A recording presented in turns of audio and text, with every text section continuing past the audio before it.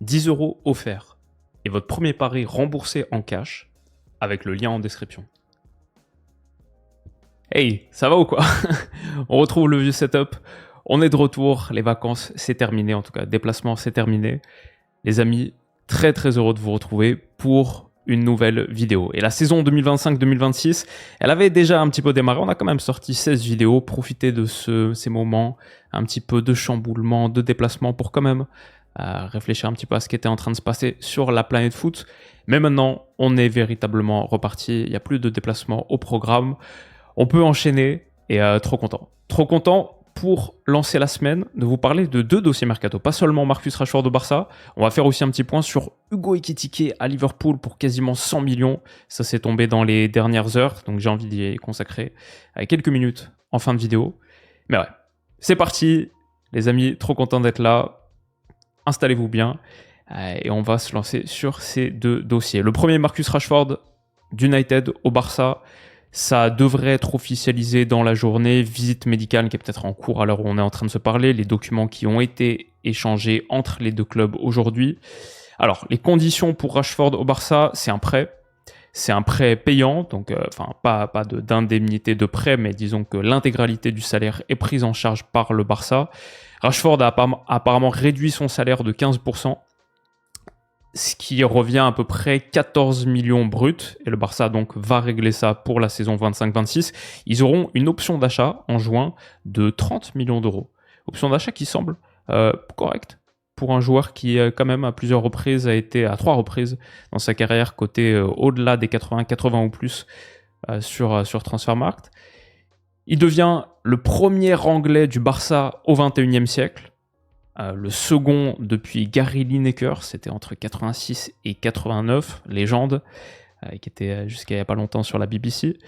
Et seulement le 2e Anglais de l'histoire du Barça post-Seconde Guerre mondiale. Sinon, c'est pas mal de gars qu'on ne connaît pas trop, à part si les frères Maurice, 3 apparemment en même temps, entre 1900 et 1902, ça vous parle. Mais ouais, Rashford, un Anglais au Barça, c'est pas courant. Où est-ce qu'il en est? Où est-ce que Marcus Rashford, notre ami Marcus, qu'est-ce que ça donne pour un gars qui a pas si longtemps était une des stars de Première Ligue en 2023, élu joueur de l'année par les joueurs de Manchester United, Player of the Year, il sortait d'une très très grosse saison. Je me souviens, on avait fait une vidéo sur lui, Marcus Rashford, le super héros, anobli, enfin pas tout à fait anobli, mais Member of the British Empire, 3e distinction la plus haute qu'on peut recevoir au Royaume-Uni pour ses œuvres de charité pendant le Covid. Mais derrière, ça a un petit peu dégénéré sur les 2 dernières saisons, des problèmes à United. United, c'est un environnement compliqué dans l'absolu. Avec Amorim, ça s'est pas bien passé. Un manque d'envie qui a été pointé du doigt.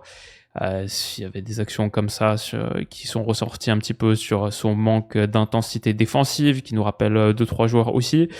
Donc ça, c'est là où il en était très, très récemment à United. Du coup, il a été prêté bien sûr au mercato hivernal à Aston Villa. On s'en souvient bien, il avait fait plutôt de bons débuts avant de se blesser à l'ischio fin de saison début mai et rater donc les 4 derniers matchs de Première Ligue. Mais ses bons débuts, c'était par exemple contre le Paris Saint-Germain en Champions, le match retour à Villa Park, il avait été très très costaud. Quand il passe ce dribble là sur Fabien Ruiz, ensuite le 2e sur Vitinha, la passe en retrait, passe décisive pour Ezri Konsa, le but du 3-2 qui avait mis Paris vraiment dans la sauce. Et il y avait eu 7 énorme occasion, énorme arrêt de Donnarumma quelques minutes plus tôt. Il avait été, c'est plutôt un prêt concluant, intéressant, pas de quoi lever l'option d'achat non plus, qui était plus haute que 30 millions pour Aston Villa il y a quelques semaines. Mais plutôt un prêt intéressant. Malgré ça, Rashford reste quand même sur 2 saisons dans l'ensemble plutôt décevantes. Il a raté l'Euro 2024, n'a pas été sélectionné pour l'Euro 2024. Sa saison 24-25, début d'année en Première Ligue avec United, très difficile. La 23-24 aussi, très très compliqué. Où en est Marcus Rashford et est-ce que c'est une bonne prise pour le Barça? Pour moi, le premier point positif, c'est que c'est clair et net. Sur le secteur offensif, le Barça a besoin de profondeur à bas coût, vu la situation économique du Barça, en attendant la livraison du Camp Nou, que tout ça se décante un peu sur les prochaines années. C'est une situation un petit peu de transition où il y a des difficultés économiques, on le sait. Ils ont pris Rooney Bargi pour quelques piécettes de 2-3 millions d'euros en tant que suppléant de Lamine Yamal. On a parlé, on a fait toute une vidéo là-dessus. À partir du moment où tu es limité financièrement, tu ne peux pas vraiment payer de grosses indemnités de transfert, ou en tout cas, il faut les choisir avec énormément de précautions. et bah, le scope de joueurs que tu peux cibler est très très rétréci, et du coup, économiquement, si tu cherches de la profondeur à bas coût, si tu cherches à suppléer Rafinha, qui a été le joueur le plus utilisé du Barça la saison dernière, 57 matchs joués, 4649 minutes, c'est même un peu plus que Pedri, Lamine Yamal, Koundé, Koubarsi, qui étaient au-dessus des 4000 minutes aussi. C'était un des seuls problèmes de ce Barça, la profondeur. Ils ont besoin de suppléants, ils ont besoin de faire souffler un peu leurs gars, et encore, ils n'ont pas eu tant que ça de gros problèmes de blessures. Ça aurait pu être pire. Parce que quand tu fais jouer tes joueurs offensifs, un cumulé de 150 matchs à E3 avec Lewandowski, même plus de 150 matchs, 160 matchs, ça fait beaucoup. Ils avaient besoin de profondeur à bas coût. Un prêt, c'est pas mal. La deuxième chose, c'est que ce qu'apporte Rashford, c'est objectivement intéressant. Son plafond est élevé. La saison 2022-2023, comme on a dit, où il est élu joueur de l'année par ses pairs, à United, il fait une saison à 29-30 buts, toutes compétitions confondues, une dizaine de passes décisives aussi, douzaine de passes décisives, 17 plus 6 en Première Ligue. La saison 19-20, celle du Covid, 17 plus 9 en PL, c'était une très très grosse saison, 11 plus 13 en 2020-2021. Une bonne saison de Marcus Rashford, c'est historiquement une très très bonne saison. Donc, c'est de la qualité que tu t'offres. Moi, ce qui me plaît le plus avec l'arrivée de Marcus Rashford au Barça, il y a la dimension économique, prend pas trop de risques, mais c'est surtout le fit stylistique. Et même si j'aime beaucoup Nico Williams, et il y a quelques temps, fin d'Euro 2024, on était plus chaud sur Nico Williams que sur Dani Olmo, c'est sûr. Mais stylistiquement, maintenant qu'on connaît la nature de ce Barça fliquin, je pense que Rashford, ça colle plus encore que Nico Williams. Qui est un bon remplaçant de Rafinha ? C'est un joueur qui cherche la profondeur en première instance, qui peut faire ses courses perçantes dans le dos de la ligne, qui peut faire très très mal sur les transitions. Et là, on l'a vu tout au long de la saison, tout au long de la carrière de Rashford à United. Ça, c'était contre Arsenal, je me souviens, on avait débriefé ce match en live. Eriksen lancé, il y a un espace ici, entre Ben White et Saliba. Pour Rashford, cette poche d'espace, elle est très raffinesque, et ça fait penser au mouvement de Rafinha et aux contre-attaques électriques, aux mouvements hyper verticaux du Barça en 2024-2025. Stylistiquement, ça, j'aime beaucoup. Il a aussi la qualité de frappe de Rafinha. Rafinha qui est un vrai sniper extérieur de surface, qui a un super pied. Rashford, le moment comme ça où il jouait avec Cristiano Ronaldo, il avait un petit peu de Ronaldo en lui. Cette frappe-là avec le dos courbé, la tête basse, coup de pied contre Arsenal, c'était un canon, je me souviens aussi de ce but. Il a un vrai pied, il peut frapper fort dur, il a une enclume à la place du pied droit. Premier poteau, second poteau. Un peu de Ronaldo aussi dans cette action contre Liverpool. Ronaldo chop, et derrière, il va aller chercher le second avec... on voit ce pied en mode marteau, en mode club de golf. Cette force de frappe, sa qualité aussi dans le domaine aérien.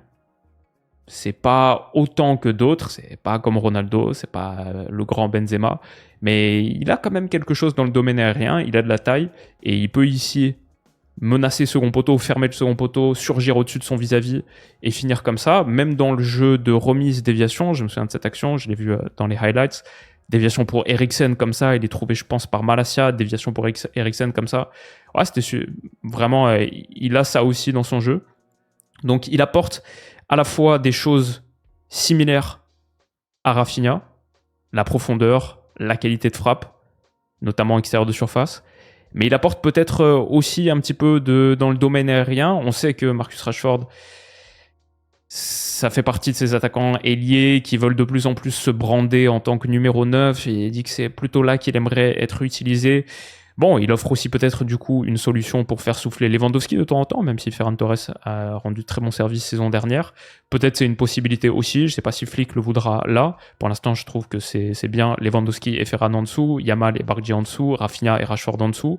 Mais ouais, cette flexibilité positionnelle, c'est aussi un atout. Je dirais, dans les atouts, le Barça a besoin de droitiers. En ayant pris Bargi en plus, Yamal, Bargi, Rafinha, beaucoup d'atouts offensifs qui sont gauchers. Le fait de prendre une solution droitière en plus, ça offre un petit peu plus de flexibilité. Tu peux même faire une ligne. Donc, si on fait souffler Rafinha, Lewandowski, Yamal, Ferran, Bargy, Rashford, et tu as 2 ailiers vraiment en faux pied. Mais tu peux aussi à un moment, par exemple, faire souffler Yamal et mettre Rafinha à droite et Rashford à gauche, et là aussi tu as tes ailiers en faux pied. C'est bien de prendre un droitier. Je pense si tu hésitais entre deux, il vaut mieux prendre maintenant un droitier qu'un gaucher, en ayant pas mal de gauchers, en ayant bien saturé le côté droit, en ayant trouvé tes solutions sur le côté droit. Donc ça, je dirais, c'est un bon point pour Marcus Rashford. Et ensuite, c'est que je l'imagine très très motivé. Il y a le déclin relatif de sa carrière. Il a que 27 ans. Bon, il en aura 28 fin octobre. Il y a encore du temps pour Marcus Rashford, mais c'est maintenant pour vraiment être à la hauteur de son potentiel, de son statut de Golden Boy. Je sais pas si elle a gagné le Golden Boy. En tout cas, il a jamais été nominé dans les 30 du Ballon d'Or. Et c'est là où on aurait attendu Marcus Rashford il y a quelques années. Son armoire à trophées, ok, une Europa League, ok, quelques coupes, 2 League Cup, 2 FA Cup, ici, entre 2016 et 2024 à United. Mais bon, un seul but en phase à élimination directe de Champions, par exemple, pour Rashford. C'était ce penalty contre le Paris Saint-Germain, dont on se souvient bien. En sélection, il y a genre 21 minutes à l'Euro 2016. À la rigueur, il est très très jeune, mais sinon, une seule titularisation Coupe du Monde 2018. C'était le match des coiffeurs contre la Belgique, 3e match de phase de groupe. À l'Euro 2021, aucune titularisation. 26 minutes jouées sur la phase à élimination directe. Il entre à la toute fin contre l'Italie seulement pour tirer un tir au but qui rate, qui met sur le poteau. Il lui manque des moments de lumière. Et pareil, derrière, qu'est-ce que ça a donné sur les autres compétitions internationales? À la Coupe du Monde 2022, une seule titularisation. Pareil, sur le 3e match de phase de groupe. Il n'a jamais eu vraiment la confiance de Southgate et il n'a pas été sélectionné à l'Euro 2024. Donc, Marcus Rashford, les grands moments, il n'y en a pas tant que ça. Et alors que la Coupe du Monde 2026 arrive très très vite, je pense que le Barça va récupérer une version surmotivée de Marcus Rashford, qui a le potentiel de véritablement écrire, de remonter la pente, mais aussi d'écrire les plus belles lignes de sa carrière. En faisant une grosse saison au Barça, peut-être en étant sélectionné pour le mondial derrière. Pour l'instant, l'histoire de Rashford n'est pas à la hauteur du talent qu'on avait aperçu il y a quelques temps. Là, il y a une opportunité. Du coup, je l'imagine à un niveau de motivation délirant. Je pense qu'un changement d'air dans l'absolu, c'est vraiment ce qu'il voulait. Il en a parlé, il veut partir. Il a pas mal de haters en Angleterre, à United. United, dans l'ensemble, c'est un environnement médiatique un peu toxique. L'Angleterre aussi, quand tu commences à descendre la pente. Il s'est pas fait beaucoup de faveurs en étant assez limité à l'entraînement, avec ses actions défensives très vidées d'énergie, comme on l'a montré tout à l'heure aussi. Mais un changement d'air lui fera beaucoup de bien. Son niveau de motivation est au top. Je pense que là-dessus, il n'y a pas trop de questions à avoir. Ce ne sera pas le Rashford qu'on a vu sur les dernières années. Enfin, le truc qui m'intéresse bien avec Rashford, c'est que tu prends un backup de Rafinha, comme on en a discuté, mais dont le niveau plafond est suffisamment élevé pour entrer en concurrence avec Rafinha. Rafinha sort d'une méga saison, il va peut-être faire top 3, top 5 Ballon d'Or. On n'a pas vu tant que ça d'énormes saisons de Rafinha. Si la saison prochaine, il y avait un léger déclin, ce ne serait pas le truc le plus choquant du monde pour moi. Quoi qu'il en soit, c'est bien d'avoir quelqu'un pour le faire souffler. Comme on a dit, les 4700 minutes quasi, elles peuvent faire du mal à l'organisme, mais c'est bien aussi d'avoir quelqu'un pour le pousser à se donner encore un petit peu. Je pense que si tu t'enchaînes les saisons sans avoir de vraie concurrence derrière, peut-être tu peux baisser un petit peu le niveau d'intensité. Et si jamais le niveau de qualité de rendu baisse trop, bah peut-être que tu as même un... En gros, pour moi, avec Rashford, je vois quelqu'un qui arrive comme backup de Rafinha, c'est assez clair, mais c'est plus un A' qu'un B. Le niveau max de Rashford, c'est pas loin de niveau titulaire du Barça. Ouais, enfin, en vrai, le niveau max, même peut-être qu'on l'a pas encore vu, ça peut être niveau titulaire Barça. Et ça, c'est pas mal. Alors que c'est assez différent, je pense, pour Rooney Bargy du côté droit. Il n'y a aucun monde où il prend la place de titulaire de Lamine Yamal, et je pense que c'est assez clair. Alors que là, bon, peut-être un très bon Rashford peut devenir vraiment plus que la 4e ou 5e option offensive. Et si c'est pas le cas, ça voudra dire que aussi Rafinha potentiellement a fait une très grosse saison et ce sera très bien. Mais c'est bien d'avoir un petit peu plus de garanties et de possibilités sur le secteur offensif. Je pense que c'est assez clair. Les problèmes de Marcus Rashford, le gros problème, c'est défensivement. Tacle et interception, les deux chiffres les plus intéressants là quand on regarde le radar statistique avancé sur FBref. C'est pas un attaquant de pression. Et du coup, en ce sens, c'est pas un attaquant suffisamment moderne pour intégrer là le projet de jeu d'Hansi Flick. Il va falloir un changement. Je pense qu'il est capable de le faire, je pense qu'il a envie de le faire. C'est pour ça que je m'inquiète pas trop. Mais il doit absolument changer. Ça là, ce sera plus possible. Le fait qu'ils doivent changer et qu'il intègre un collectif très fonctionnel, très performant, que lui, son statut, son étoile a bien diminué, je pense que c'est une bonne chose. Il va devoir prouver, et ça va passer par ça. Il va falloir faire les efforts, mais peut-être que ça va prendre un petit peu de temps avant de, athlétiquement, même techniquement, tactiquement, comprendre comment presser. Il y a un petit cap à passer sur un vrai cap à passer sur ce domaine-là. Peut-être un léger point négatif pour Marcus Rashford aussi. On a dit 28 ans en octobre, c'est pas âgé, mais pour un offensif accélérateur de son profil technique, il n'y a pas forcément un contrat de 5 ans derrière. Donc c'est bien que ce soit en prêt. Le Barça aura l'option et aura la possibilité de véritablement se poser cette question dans un an, juin 2026. C'est bien que ce soit en prêt, on va dire, et si d'aventure, dans un an, on voyait que c'était pas prolongé, que ça allait pas plus loin, ce serait pas le truc qui me choquerait le plus du monde non plus, ou en tout cas, peut-être pas à ce niveau salarial, parce que ça aussi, c'est un léger point négatif. Ce niveau salarial, il reste élevé. Ok, il a fait moins 15%, mais ça reste un salaire Première Ligue. Si Fabrizio Romano parle effectivement de 14 millions bruts, 14 millions au Barça, c'est le 5e salaire le plus élevé du Barça. 1, 2, 3, 4, 5, juste derrière Rafinha. Devant Koundé, juste derrière Rafinha. Grosso modo, c'est le même salaire que Rafinha. Là aussi, on voit que c'est un peu un A'. Et bon, ça reste cher pour un club comme le Barça qui a des soucis économiques, en tout cas qui est sur une phase de transition économique. Maintenant, il n'y a pas d'indemnité de transfert, ça c'est sûr que c'est très très bien. Et dans l'ensemble, moi je trouve que c'est un move extrêmement intéressant, même pour nous, en tant que neutre. Le Barça et Rashford, c'est quand même un mix assez intriguant. Il n'y a pas eu beaucoup d'anglais, il n'y a pas eu beaucoup de ces arrivées au Barça. Je pense que le fit stylistique est là et c'est ça qui me rassure le plus. C'est ça que je trouve le mieux. Rashford, c'est vraiment un Rafinha backup. Ça marche. Et il adresse un point de douleur aigu du Barça, c'est la profondeur d'effectifs sur le secteur offensif. À bas coût, relatif, pas d'indemnité. J'aimais bien Perisic. Peut-être il était plus adapté au rôle de backup pur. Ça va pas se faire apparemment. J'aimais bien l'expérience, le leadership de Perisic, mais peut-être un Rashford de niveau plafond peut apporter encore plus et concurrencer un peu Rafinha et ça peut être intéressant. Le fit avec ballon, je le trouve très bon stylistiquement. Le fit sans ballon, non, pour l'instant, le fit sans ballon, il n'y a pas de pression de Rashford, mais il arrive dans un système où c'est la clé et où lui doit tout donner. C'est sa dernière opportunité, peut-être d'être un joueur vraiment de ce niveau-là, d'être dans ces clubs-là. La Coupe du Monde 2026, c'est très vite. Je pense qu'il arrive avec un niveau de motivation extrême.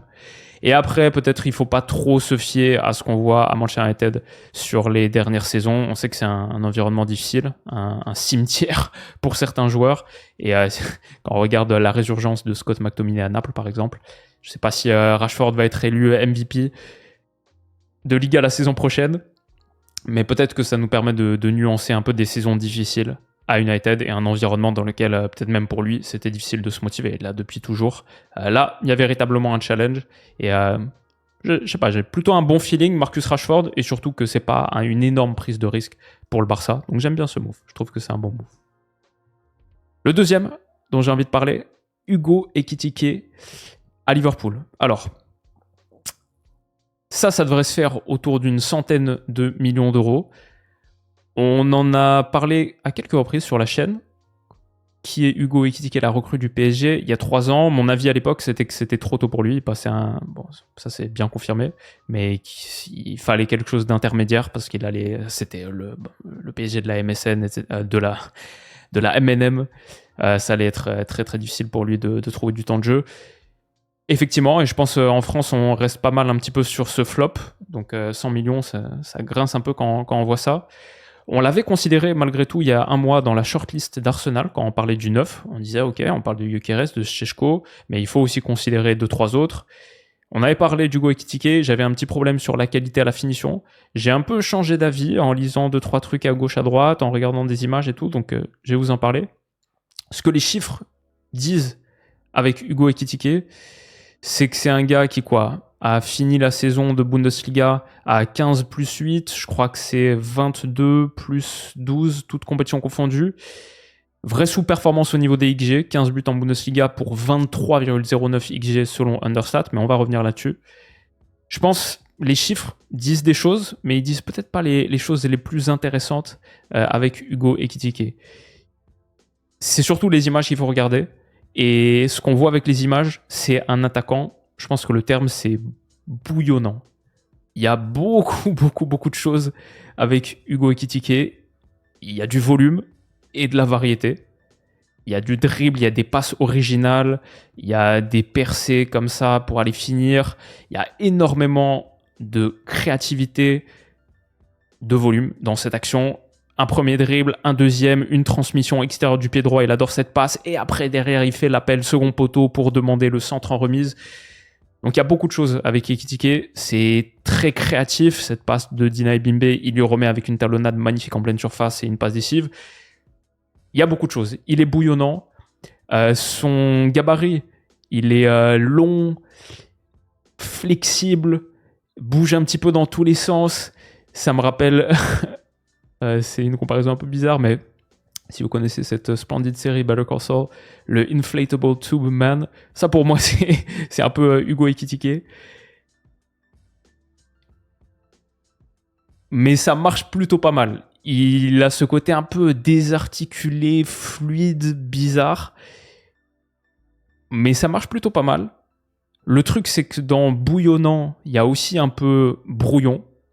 De tous les compliments que je donnerais au style d'Ekitike, celui que je donnerais pas, c'est froid, létal, un geste, une différence, une frappe, un but.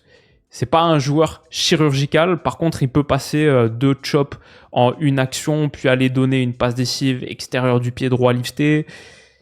Il finit pas si mal que ça. Ses chiffres de XG sont pas très bons, mais Spencer Mossman sur Twitter a fait un très bon thread sur le poor finishing entre guillemets d'Hugo Ekitike, où il analyse et regarde effectivement la différence XG but, elle est assez forte, mais c'est sur les occasions qui sont pas des big chances, disons, c'est sur les occasions longue distance ou alors avec un joueur entre. Sur les grosses occasions, Hugo Ekitike est très correct, même un peu plus que la moyenne, 23,46 non-penalty expected goals, 25 buts. C'est plus sur les non-big chances que là, on voit qu'il tente énormément, et c'est peut-être sur la sélection des occasions qui peut s'améliorer. Quand on compare par exemple, Spencer Mossman fait la comparaison avec Darwin Núñez, sur ses 57 grosses occasions, Darwin Núñez, 25,34 non-penalty expected goals, 17 buts. Là, il y a une vraie sous-performance sur les grosses occasions. Et ça, c'est un joueur qui rate des grosses occasions. Sur les non-big chances aussi.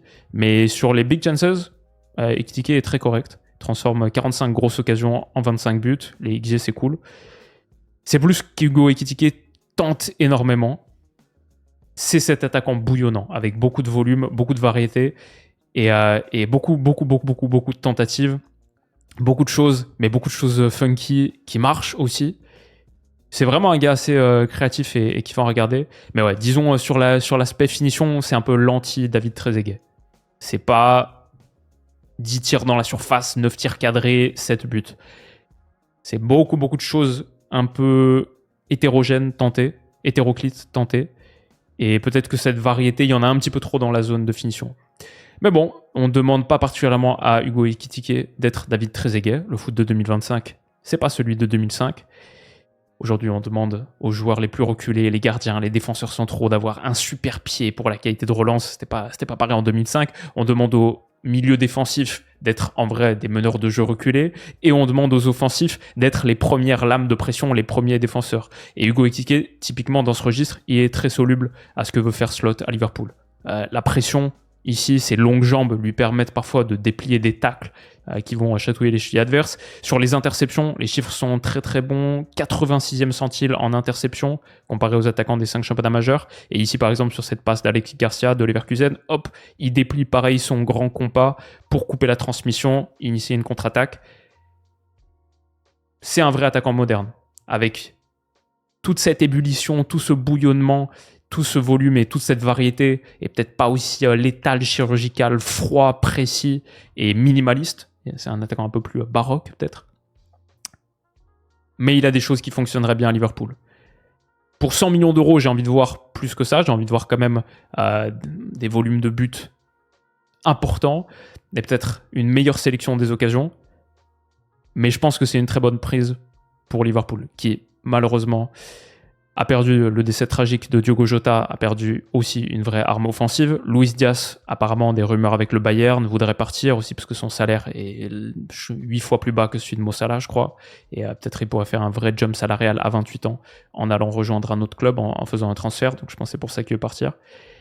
Mais ouais, Wirtz, Ekitike, Salah, Gakpo, Szoboszlai qui est encore là. En ayant pris Kerkez, Frimpong, le secteur offensif de Liverpool, c'est costaud. Et genre là, s'ils font effectivement Ekitike, ils auront pris 4 titulaires potentiels, 4 nouveaux membres de leur 11. C'est assez impressionnant leur mercato. J'ai vu aussi des bouts de leur match de pré-saison contre Stoke. Là, je crois que c'était hier, 5-0. Le petit Rio Ngumoa, petit ailier à surveiller, attention, je sais pas si c'est pour cette année, mais attention. Et j'ai bien aimé le petit Tregnoni aussi au milieu de terrain, qui a été souvent impliqué dans les mouvements importants. Donc peut-être des petits joueurs à surveiller. J'ai pas mis tout l'effectif de Liverpool ici, surtout concentré sur leur 11. Si Diaz part effectivement, ce serait dommage, j'aime beaucoup son apport à la pression, j'aime beaucoup Luis Diaz, en plus il peut jouer axial. Mais disons Wirtz et Szoboszlai sur le banc, Salah, Chiesa pourrait partir. Il y a le petit Ben Doak aussi, qui peut jouer à droite, à gauche. Peut-être il aura plus de temps de jeu cette saison. Mais ce 11-là, Kerkez-Robertson encore en balance, Frimpong à droite, Mamardashvili qui peut-être à terme pourrait reprendre la place d'Alisson, mais pour l'instant ça ressemble à ça. Ce 11, il est effrayant. Et une saison réussie, c'est bien plus qu'un 11. Mais ouais, c'est assez costaud ce que Liverpool est en train de faire sur le marché des transferts. Un peu cher pour le niveau actuel d'Hugo Ekitike, mais le potentiel, s'il affine et mature un petit peu plus son jeu, ça peut être pas mal. Et je sais pas pourquoi j'ai mis 22, il a 23 ans, Hugo Ekitike. Et ouais, si on regarde du coup le classement de Première Ligue la saison passée, Liverpool prend Wirtz et Ekitike, Arsenal prend peut-être Gyökeres qui arriverait dans les prochains jours, City a pris Marmouche au mercato hivernal dernier, United a pris Cunha et Mbeumo, Chelsea a pris João Pedro et Liam Delap. Beaucoup d'attaquants, beaucoup de grosses équipes qui renforcent leur secteur offensif et ça donne vachement envie de suivre ce début de saison de PL, comme chaque année, bien sûr. Mais ouais, ça va être sympa et déjà hâte d'être dans 3 semaines. Donc, voilà les amis, il n'y aura pas de vrac. On s'est concentré sur Marcus Rashford et Hugo Ekitike. Et j'espère que cette petite vidéo de reprise dans mon vrai bureau vous aura plu. La saison 25-26, elle est définitivement lancée. On a beaucoup de sujets à aborder dans les prochains jours. Donc j'y retourne tout de suite au taf pour une petite après-midi de recherche. Hâte de vous sortir le prochain sujet. Et merci d'être là comme d'habitude. Vous régalez, vous faites kiffer. J'essaie de donner le maximum pour qu'il y ait le moins de temps de pause. L'été, parfois, il doit y avoir quelques petits moments de pause. Mais maintenant, c'est bien fini. Et trop content d'être de retour aux affaires. Prenez soin de vous les potes, passez une excellente semaine. Et on se dit à très vite. Bisous.